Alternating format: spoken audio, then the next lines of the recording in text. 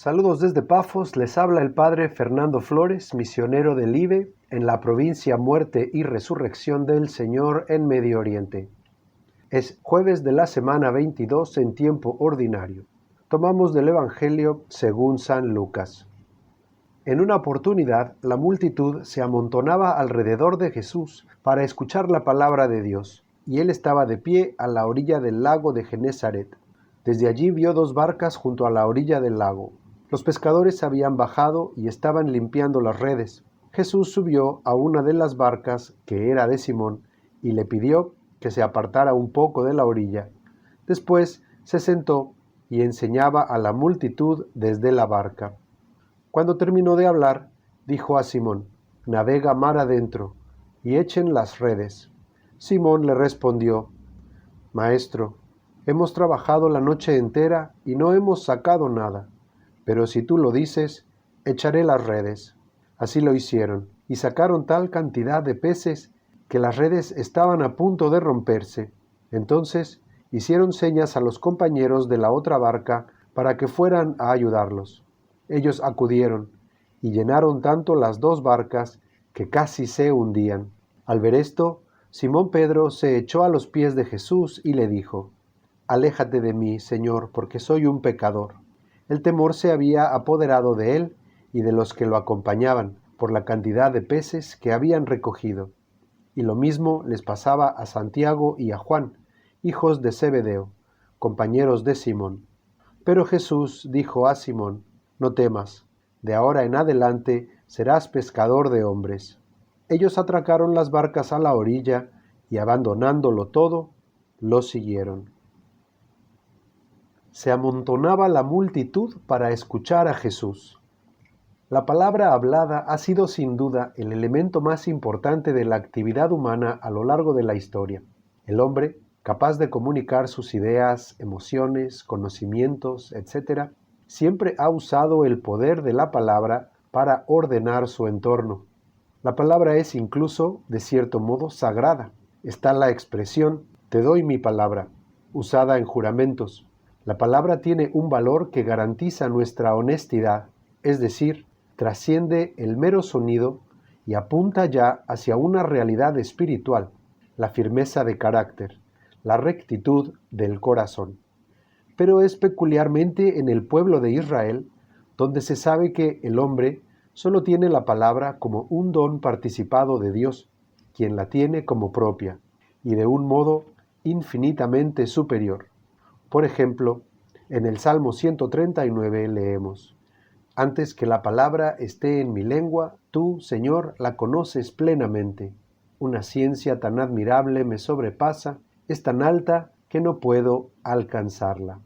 Por supuesto, no estamos diciendo que el salmista fuera tomista, ni mucho menos, pero sin duda el pueblo judío superó a todos los otros pueblos en el ámbito de la palabra hablada, simplemente porque mientras los otros pueblos perfeccionaban la palabra humana, al pueblo judío se le iba revelando la palabra divina, infinitamente más perfecta.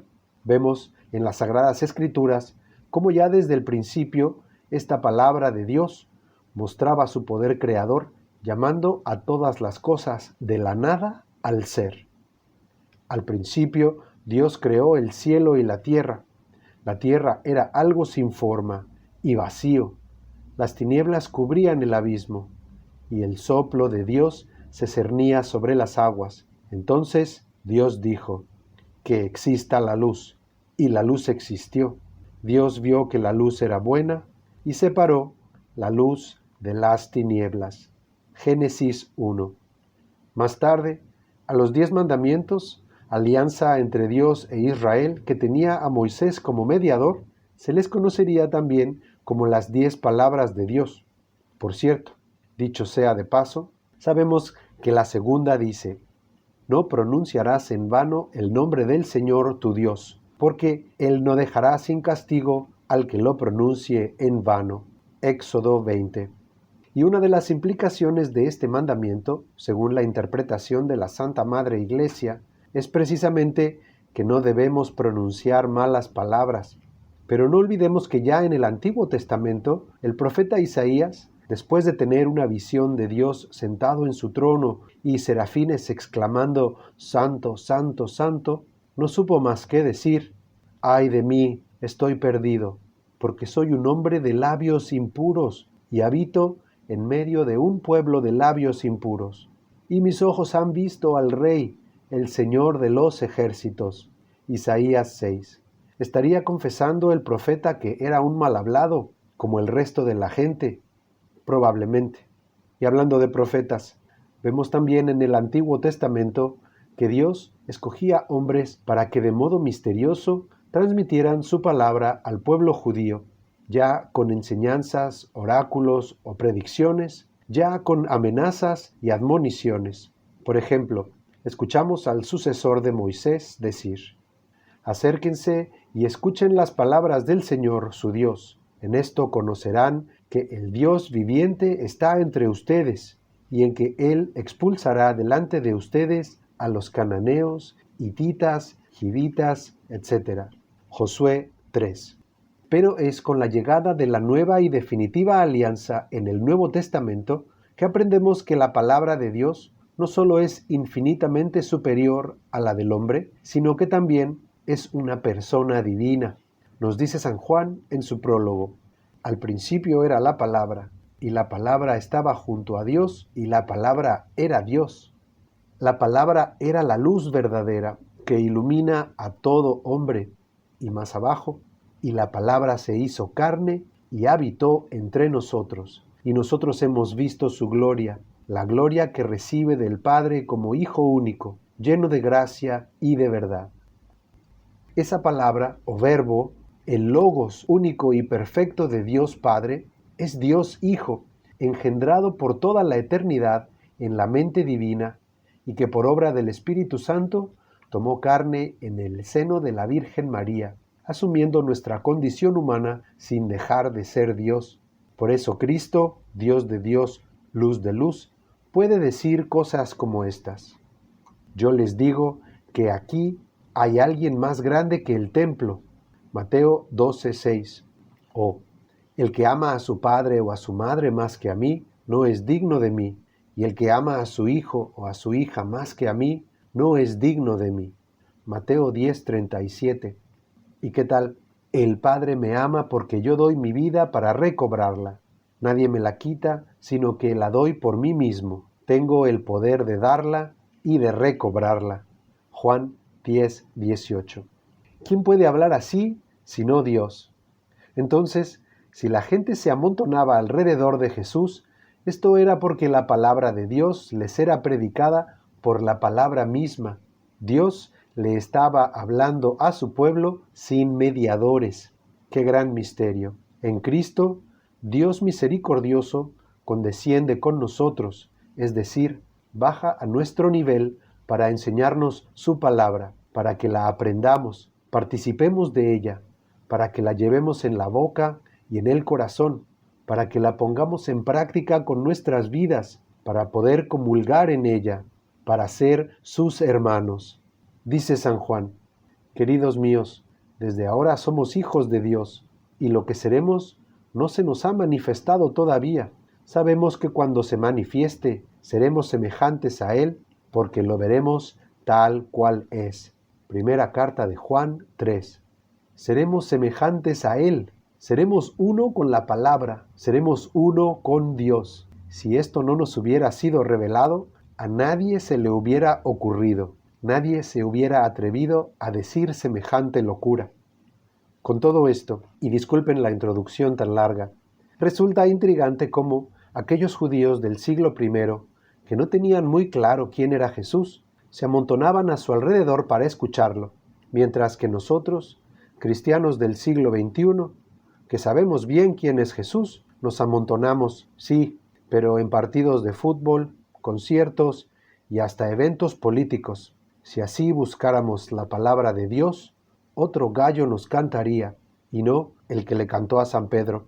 Me viene a la mente aquello del profeta: Cuando tus palabras fueron halladas, Señor, yo las devoraba. Tus palabras eran mi gozo y la alegría de mi corazón, porque yo soy llamado con tu nombre, Señor, Dios de los ejércitos. Jeremías 15. Pero ojo, porque acá la culpa no es solo de la gente que, hiperestimulada con tanto entretenimiento e información, ya no se interesa en la palabra de Dios, sino también, muchas veces, la culpa es de quienes hemos sido encomendados con la responsabilidad de predicarla. Hay quienes tienen la extraña habilidad de hacer aburrida la palabra de Dios. Cristo es la palabra de Dios. Y la Iglesia Católica es la barca de Pedro, desde donde por 2000 años ha sido predicada a todas las naciones. Por eso debe de ser predicada claramente, con fidelidad a la tradición heredada, con valentía, sin hacer concesiones con las ideologías de moda o espiritualidades sentimentalistas. Debe ser predicada por amor a Dios y a la humanidad. Esta palabra puede y quiere llevarnos mar adentro, lejos de este mundo cuya apariencia es pasajera, como dijera San Pablo. Quiere llevarnos hacia las aguas profundas de la vida espiritual seria que nos han dejado los santos, los padres y doctores de la Iglesia, practicando la virtud, la mortificación, la piedad.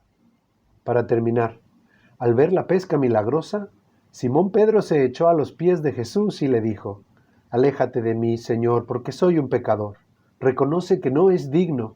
¿Cuántas veces nosotros actuamos de manera similar? Pero, ¿quién es digno del amor de Dios? Más bien, con su gracia, debemos de decir exactamente lo contrario. Pecado, aléjate de mí, que soy de mi Señor. ¿Y qué dice Cristo? No temas, yo te haré santo. No, dice, no temas, yo te haré pescador de hombres. El que se ocupa de las cosas de Dios necesariamente se santifica. La santidad es un producto de la caridad. Ya escucho a nuestro Señor diciendo: «No tiene tiempo para pecar quien conmigo se viene a pescar».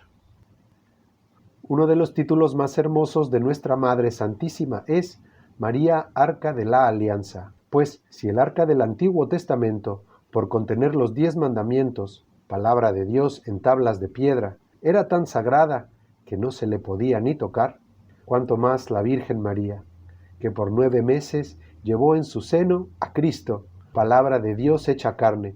¿Quién pudiera comprender la sacralidad de la Virgen María? A ella nos encomendamos hoy para que crezca en nosotros el deseo de devorar a su Hijo, tanto en las Sagradas Escrituras como en la Santa Eucaristía. Amén.